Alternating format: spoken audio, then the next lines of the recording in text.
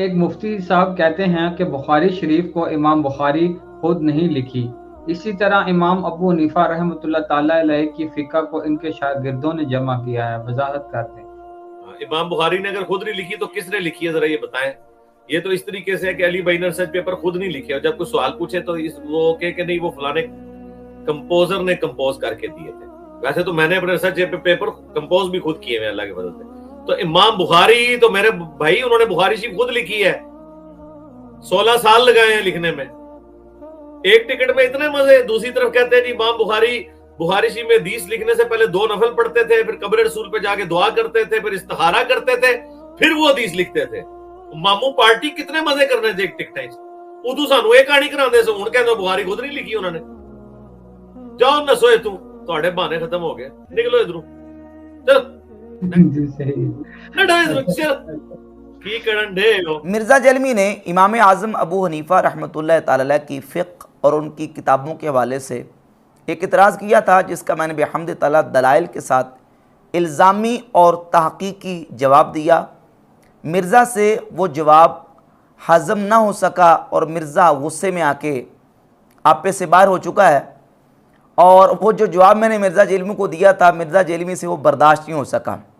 پہلے تو یہ سمجھیں اعتراض کیا تھا، پھر جواب کیا دیا، پھر انشاءاللہ اس پر ہم گفتگو کریں گے۔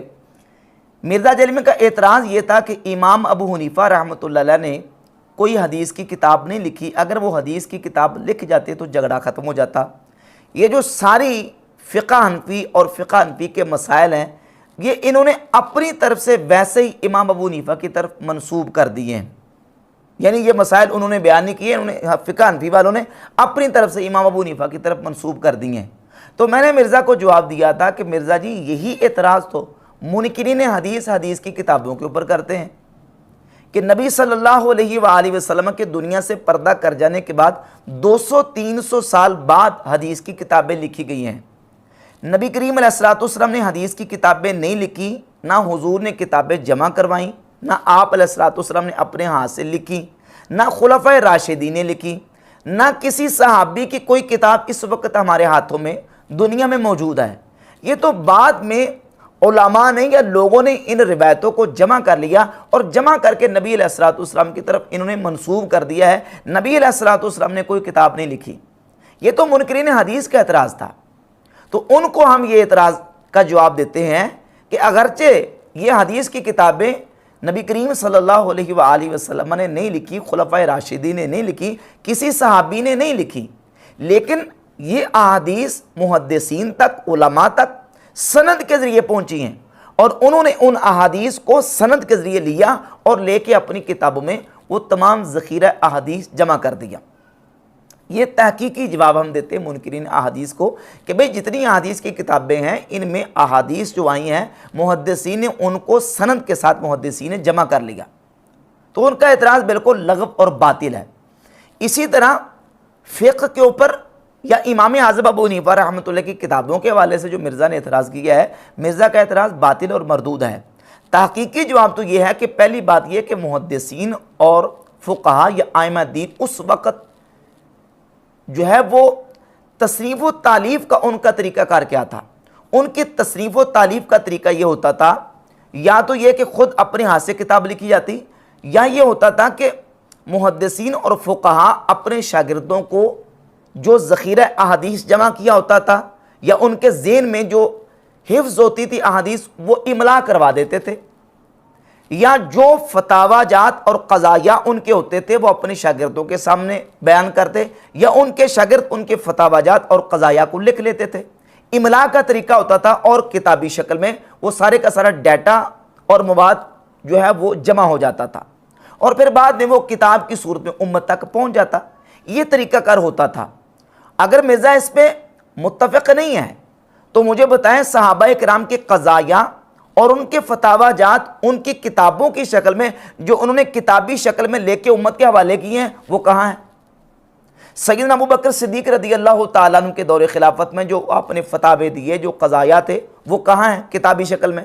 حضرت عمر فاروق، عثمان غنی، مولا علی، یہ تمام صحابہ کرام رضی اللہ تعالیٰ عنہم کے دور میں جو ان کی احادیث تھیں، ان کے قضایا، ان کے فتاوی جات، وہ کتابی شکل میں لے کے کیا انہوں نے امت کے حوالے کیے ہیں؟ اگر کیے ہیں تو اس کتاب کا نام بتاؤ، اس کتاب کا ریفرنس دو، حوالہ دو کہ یہ حضرت ابو ہریرہ کی کتاب ہے، یہ سیدنا مولا علی کی، یہ سیدنا عثمان غنی، یہ سیدنا فاروق اعظم، سیدنا صدیق اکبر رضی اللہ تعالیٰ عنہ میں سے کسی ایک صحابی کی کتاب دکھاؤ۔ پھر ان کے بعد تابعین، اجلہ تابعین، سعید بن جبیر ہیں، سعید بن مسیب ہیں، امام حسن بصری رحمہ اللہ، امام محمد بن سیرین، یہ تمام آئمہ تابعین بڑے بڑے اجلہ جو فتوے دیا کرتے تھے، جو احادیث کو بیان کیا کرتے تھے، اور کتنی کتنی احادیث کے راوی ہیں اور کتنے کتنے ان کے فتاوی جات موجود ہیں۔ امام بخاری نے اپنی صحیح بخاری میں جو فتاوی جات نقل کیے ہیں صحیح بخاری میں، تو یہ فتاوی جات امام حسن بصری کے، محمد بن سیرین کے، امام عطا بن ابی رباح کے، وہ انہوں نے جو لیے ہیں وہ کہاں سے لیے ہیں؟ جو ذخیرہ احادیث آپ کے پاس موجود تھا اس میں سے چند احادیث وہ امام محمد بن حسن شیبانی المتوفیٰ 189 ہجری 189 ہجری، جب امام بخاری مسلم ابھی پیدا بھی نہیں ہوئے تھے، ان کے پیدا ہونے سے، دنیا میں آنے سے پہلے ہی یہ کتاب کتاب الاثار امام محمد بن حسن شیبانی المتوفیٰ 189 ہجری نے جمع کی امام اعظم ابو حنیفہ رحمۃ اللہ علیہ سے کتاب الاثار۔ اور اسی طرح یہ امام ابو حنیفہ رحمۃ اللہ کے دوسرے شاگرد ہیں قاضی ابو یوسف یعقوب بن ابراہیم المتوفیٰ 182 ہجری، انہوں نے یہ کتاب کتاب الاثار امام اعظم ابو حنیفہ رحمۃ اللہ تعالی علیہ سے روایت کی ہے۔ جتنی روایات امام ابو حنیفہ رحمۃ اللہ سے ذخیرہ احادیث ان کے پاس تھا، ان میں سے کچھ احادیث انہوں نے اپنے شاگرد قاضی ابو یوسف کو بیان کی اور انہوں نے ان کو جمع کر لیا۔ اسی طریقے سے الموطا امام مالک کی ہے، امام مالک رحمۃ اللہ نے احادیث بیان کی، ان کے کئی شاگردوں نے ان سے موطا کو لکھا، اور دیگر اس طریقے سے محدثین کا جو اسلوب ہوتا تھا تصریف و تالیف کا، وہ اس انداز سے احادیث کو املا کرواتے تھے اور اپنے شاگردوں کو وہ لکھوا دیتے تھے۔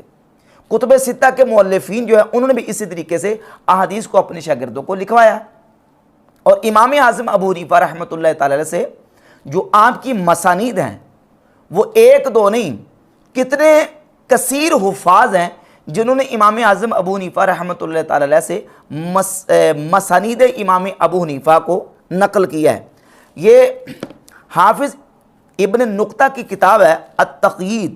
لمعرفت روات السنن والمسانید، یہ وہ کتاب ہے جس کتاب میں صحیح بخاری کے حوالے سے صحیح بخاری کی فریبری والی سند موجود ہے۔ اس کے صفحہ نمبر 26 پر حافظ ابن نقطہ لکھتے ہیں وَأَمَّا الْمَسَانِيدُ فَمُسْرَدُ أَحْمَدِ بن حنبل وَمُسْرَدُ الشَّافعِي وَمُسْرَدُ أَبِي حنیفةَ جَمَعَهُ غَيْرُ وَاحِدٍ مِنَ الْحُفَّاظ۔ امام ابو حنیفہ کی جو مسند ہے، مسانید ہے، وہ ایک دو نہیں، غیر واحد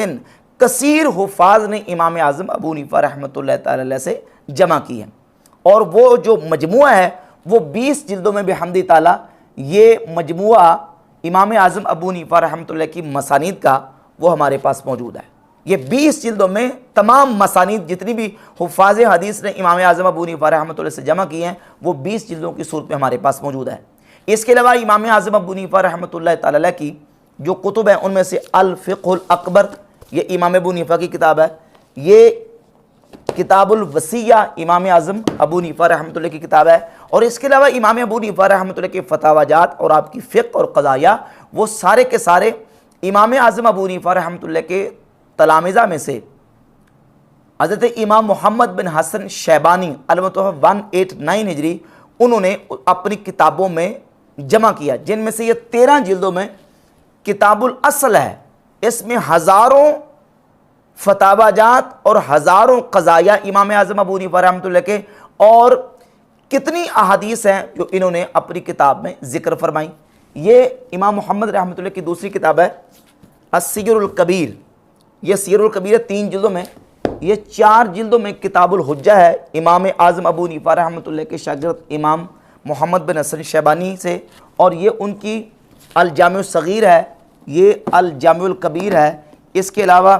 یہ ان کی کتاب زیادات ہے، یہ قاضی ابو یوسف رحمۃ اللہ کی کتاب الخراج ہے۔ دیگر اس کے علاوہ یعنی تقریباً کوئی مجموعی طور پر اگر مسند امام اعظم ابو حنیفہ رحمۃ اللہ اور آپ کی فقہ کے اوپر جو کتابیں لکھی گئی ہیں ان کو جمع کیا جائے تقریباً کوئی 50 کے قریب جلدیں بنتی ہیں، جو بحمد تعالیٰ امام اعظم ابو حنیفہ رحمۃ اللہ سے خود اور آپ کے شاگردوں سے فقہ کی صورت میں نقل ہو کے امت تک پہنچی، اور امت کا آدھے سے زیادہ حصہ بحمد تعالیٰ فقہ میں امام اعظم ابو حنیفہ رحمۃ اللہ کا پیروکار ہے، اور ان کے پاس جو فقہ پہنچی ہے، ابھی امام بخاری مسلم دنیا میں تشریف نہیں لائے تھے۔ امام بخاری مسلم کے پیدا ہونے سے پہلے امام اعظم ابو حنیفہ رحمۃ اللہ کی فقہ کی صورت میں جو کتابیں آپ کے تلامذہ نے جمع کر دیں۔ اب میں نے اس سلسلے میں مرزا جیلمی کو یہ جواب دیا تھا کہ اگر حدیث کی کتاب کے ماننے کا یہی کرائٹیریا ہے کہ ہاتھ سے لکھی ہوئی ہو پھر مانیں گے، تو بھائی اس معیار کے مطابق تو صحیح بخاری بھی پوری نہیں اترتی، کیونکہ اس وقت جو ہمارے پاس صحیح بخاری کا نسخہ موجود ہے یہ امام بخاری رحمۃ اللہ کے ہاتھ کا لکھا ہوا نہیں ہے۔ اب یہ جواب میں نے دیا تھا مرزا جیلمی کو، جو مرزا سے ہضم نہیں ہو پایا اور آگ بگولا ہو گیا اور غصے میں پتہ نہیں کیا کچھ کہتا جا رہا ہے۔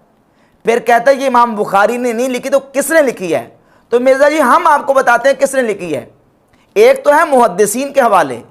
امام ابن حجر، امام نووی،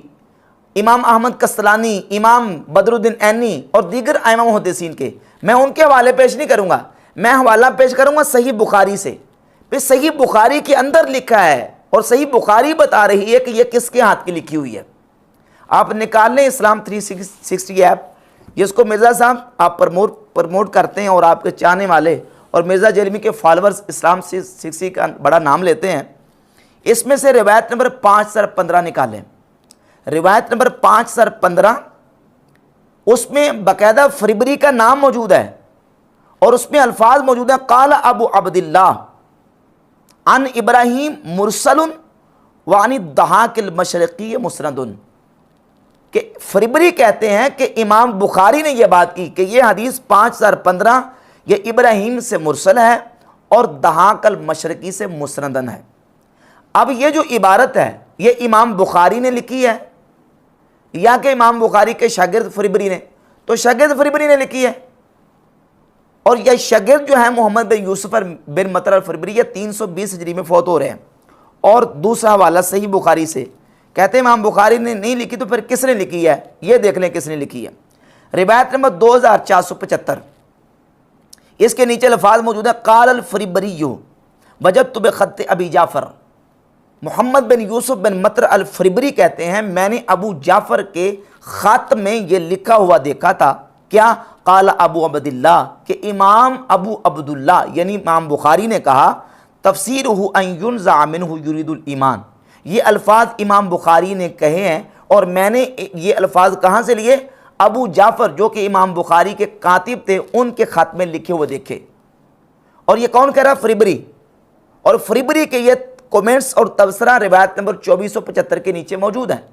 جس سے صاف بالکل واضح ہوتا ہے کہ یہ جو کتاب ہمارے پاس اس وقت صحیح بخاری کا نسخہ موجود ہے یہ امام بخاری کے شاگرد فربری کا لکھا ہوا ہے۔ اور پھر اس کے علاوہ میرے پاس جو دارالمعرفہ بیروت کا میرے ہاتھوں میں اس وقت نسخہ موجود ہے، اس میں روایت نمبر 100 نکالیں، روایت نمبر 100 ہے قال الفربری حدثنا عباس قال حدثنا قتیبہ حدثنا جریر عن ہشام نحوہ، یہ پوری سند محمد بن یوسف بن مطر الفربری سے صحیح بخاری کے اندر دارالمعرفہ بیروت لبنان کے نسخے میں موجود ہے۔ یہ ہمارے پاس ایک دوسرا نسخہ ہے، اس کو نسخہ یونینی اور نسخہ سلطانیہ کہتے ہیں، اس کی پہلی جلد ہے اور صفحہ نمبر 23 پر باقاعدہ پوری سند کے ساتھ یہ الفاظ موجود ہیں اخبرنا محمد بن یوسف الفربری وحدثنا محمد بن اسماعیل البخاری، یہ الفاظ باقاعدہ سند کے موجود ہیں کہ محمد بن یوسف بن مطر الفربری نے خبر دی اور وہ کہتے ہیں کہ مجھے حدیث بیان کی محمد بن اسماعیل البخاری نے، یہ صحیح بخاری ہے۔ اور اس کا ایک اور نسخہ میں آپ کے سامنے رکھتا ہوں، روایت نمبر 1931 ہے صحیح بخاری کی۔ میرے پاس ابھی جو نسخہ موجود ہے یہ نسخہ مصطفیہ کہلاتا ہے، یہ پہلے مصر سے چھپا کرتا تھا، تقریباً 150 سال پرانا نسخہ ہے، مصر سے چھپا کرتا تھا۔ اب اس میں روایت دیکھیں 1931، اس میں اس حدیث کے نیچے الفاظ موجود ہیں قال ابو جعفر سألت ابا عبداللہ، ابو جعفر کہتے ہیں میں نے ابو عبداللہ یعنی امام بخاری سے پوچھا یعنی اس حدیث کے حوالے سے پورا مسئلہ امام بخاری رحمۃ اللہ سے پوچھا، اور امام بخاری رحمۃ اللہ نے پھر جو آگے کہا وہ پورا جملہ پورے کا پورا یہاں جو ہے اس روایت 1931 کے نیچے موجود ہے۔ تو ابو جعفر کون ہے؟ ابو جعفر امام بخاری کے کاتب ہیں، اور ان سے یہ بات کون نقل کر رہے ہیں؟ امام بخاری کے شاگرد محمد بن یوسف بن مطر الفربری۔ تو یہ روایت باقاعدہ موجود ہے، اور یہ حوالہ جات اور یہ باقاعدہ دلائل موجود ہے کہ یہ نسخہ اس وقت جو ہمارے پاس پوری دنیا میں موجود ہے صحیح بخاری کا، یہ امام بخاری کے ہاتھ کا لکھا ہوا نہیں ہے، امام بخاری کے شاگرد محمد بن یوسف بن مطر الفربری المتوفیٰ 320 ہجری کے ہاتھ کا لکھا ہوا ہے۔ باقی رہ گئی بات، مرزا جرمی کہتا ہے کہ ایک طرف ایک ٹکٹ میں دو مزے، ایک طرف تم لوگ یہ کہتے ہو کہ امام بخاری صحیح بخاری کی حدیث لکھنے سے پہلے روزہ رسول پہ حاضر ہوتے تھے اور دعا کرتے تھے، پھر صحیح بخاری کے اندر حدیث لکھتے تھے، اور امام بخاری نے یہ جو صحیح بخاری یہ 16 سال میں لکھی ہے۔ مرزا صاحب سے میرا یہ سوال ہے کہ مرزا جی یہ بتائیں، امام بخاری نے 16 سال میں لکھی ہے تو کیا مدینہ شریف بیٹھ کے لکھی ہے؟ اگر مسجد نبی میں 16 سال بیٹھ کے لکھی ہے تو امام بخاری رحمۃ اللہ کا 16 سال مدینہ شریف مسجد نبی کی مجاورت کرنے کا ثبوت تاریخی طور پہ کوئی آپ کے پاس موجود ہے؟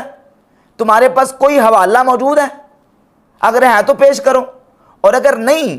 تو پھر یہ جو بات ہے کہ 16 سال میں امام بخاری نے مدینہ شریف بیٹھ کے یہ جو کتاب ترتیب دی اور جمع کی ہے، یہ مرزا جرمی کا ایسا دعویٰ ہے جس کو مرزا جرمی ثابت نہیں کر سکتا۔